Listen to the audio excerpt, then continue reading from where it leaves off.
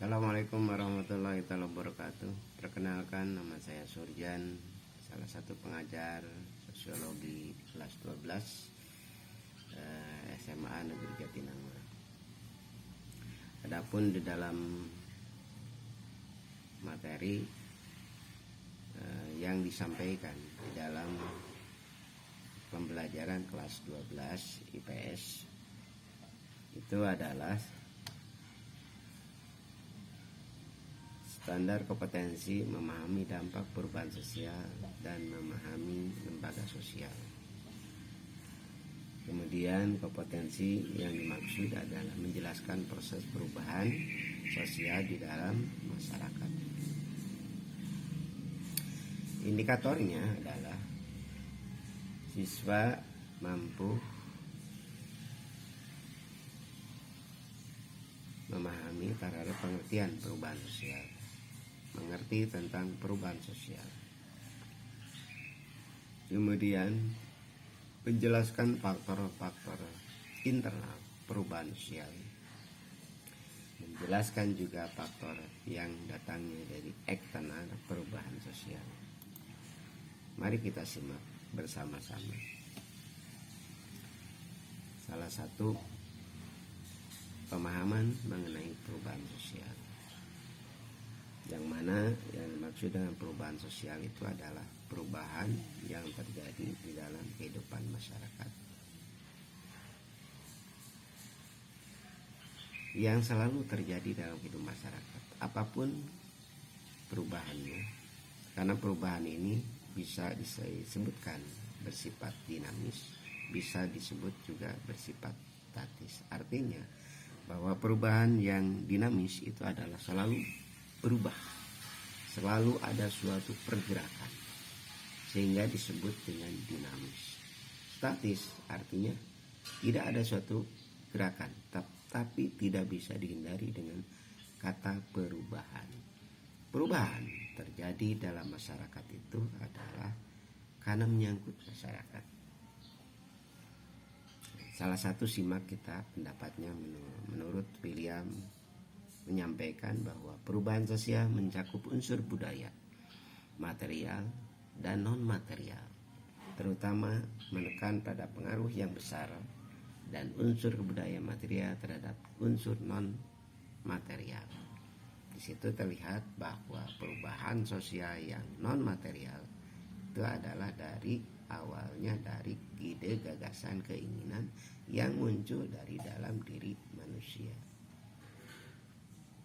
Manusia berpikir, manusia membuat suatu pemikiran dan keinginan untuk mewujudkan apa itu yang diharapkan. Terwujudnya dari pemikiran tadi, maka itu mewujudkan kepada hasil yang disebut dengan perubahan material, yang bisa dilihat, yang bisa dinikmati, yang bisa setiap manusia bisa menggunakannya. Itu adalah materialnya, hasil dari pemikiran non material. Misal handphone, sebelum terjadinya suatu bentuk handphone, manusia merancang dulu, mewujudkan suatu pemikiran-pemikiran inovasi di dalam alat komunikasi. Setelah terwujud pemikiran-pemikiran tadi, maka diwujudkan dalam suatu benda, dalam suatu bentuk kebendaan, dalam suatu bentuk kebendaan. Misal manusia bikin handphone, bikin handphone ini tidak begitu saja membuatnya. Nah, maka ini hasil daripada daya pemikiran manusia untuk membuat handphone.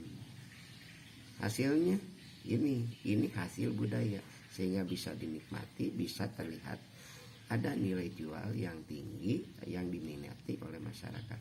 Maka pendapat ini apa yang disampaikan, material dan non material sudah terwujud dalam bentuk kebendaan. Nah, itu adalah merupakan suatu perubahan. Dulu ada Cuman handphone ini alat komunikasi, bukan yang seperti ini. Tahun 80-an ya mungkin handphonenya itu adalah telepon, itu yang mana bisa kita gunakan di tempat tertentu. Kenapa? Karena disimpannya di tempat-tempat tertentu, bisanya di perkantoran, di rumah, ataupun di fasilitas umum. Sekarang dengan adanya keinginan, harapan, keinginan motivasi masyarakat, keinginan daya beli ekonomi, daya beli politiknya, daya beli sosialnya, sehingga begitu muncul ide gagasan yang dibuat oleh masyarakat atau orang-orang tertentu, maka mewujudkan, menciptakan hal yang lebih efektif, salah satunya handphone, yaitu untuk memudahkan manusia untuk berkomunikasi dengan manusia yang lain atau dengan masyarakat yang lain, atau negara antar negara, wilayah antar wilayah, gitu. Saya simak lagi pendapatnya mengenai perubahan sosial. Menurut McKeever menyampaikan bahwa perubahan sosial terjadi dalam hubungan sosial relationship, atau sebagai perubahan sosial terhadap keseimbangan, equilibrium, ya kan? Perubahan sosial dalam hubungan untuk meningkatkan efisiensi efisiensi dalam berinteraksi.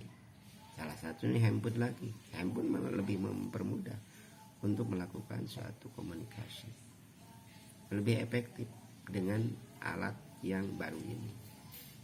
Itu dulu dianggap sebagai suatu baru, sekarang sudah memunculkan versi yang baru. Nah, memunculkan versi yang baru, mewujudkan versi yang baru itu adalah untuk memudahkan, untuk lebih efisien, maka disebutnya keseimbangan.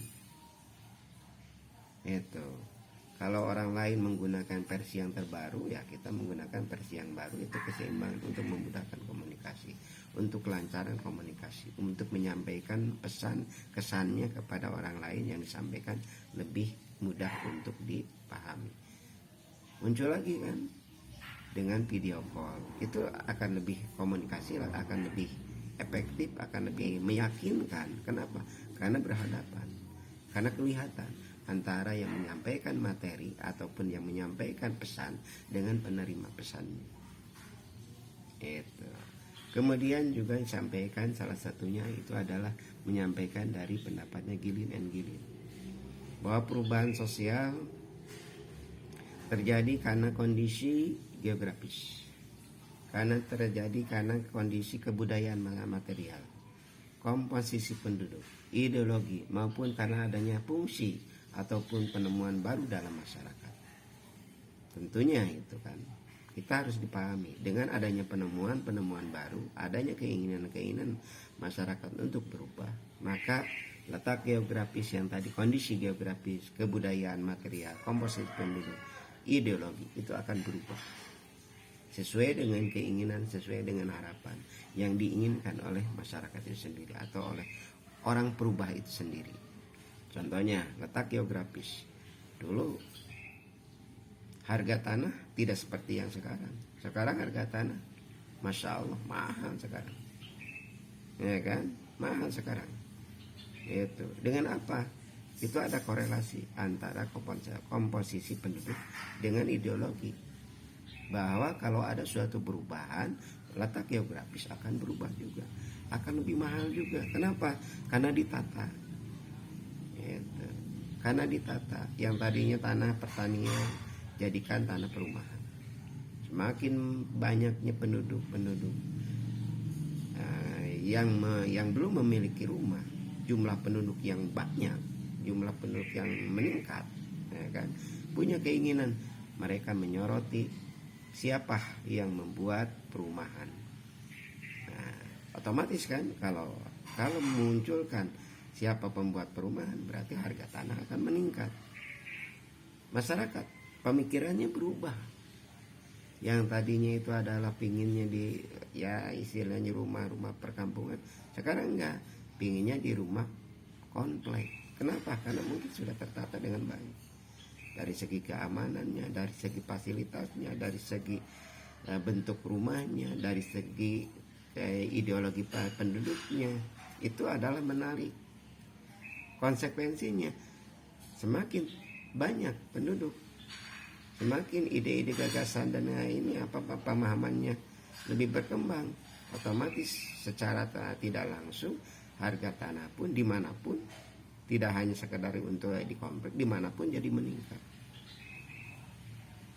Jadi ada suatu peningkatan dari tadinya harganya X sekian, sekarang menjadi XX sekian. Nah, itu adalah menunjukkan adanya suatu perubahan di dalam kondisi geografis, di dalam kondisi kebudayaan, di dalam kondisi penduduk, di dalam kondisi ideologi masyarakat. Secara tidak langsung berhubungan satu dengan yang lain. Itu paham mungkin ya apa yang dimaksud tadi. Terima kasih, mungkin itu cukup. Nanti akan disambung dengan pembelajaran yang berikutnya.